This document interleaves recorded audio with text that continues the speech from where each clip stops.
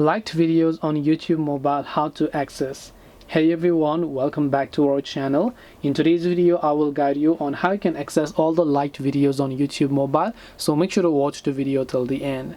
So if you want to access the liked videos on YouTube mobile, which means over the years you've happened to like so many videos and then you want to find all the videos that you have liked, it's very simple to find them, because all you have to do is go ahead and then actually open up YouTube here, official YouTube app from Play Store or your App Store.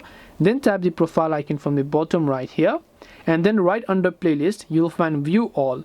Now even if you don't see view all, you'll most likely find a playlist called liked videos. Now this playlist is automatically created when you like a video on YouTube, and it will show you a number. If you have more than 5,000 liked videos, you'll find more than 5,000 here, and then you will be able to see them, and these are all the videos that you have liked, be it a short, be it a full video or whatever else. Because if I open one of these, you can see I have happened to like that particular video.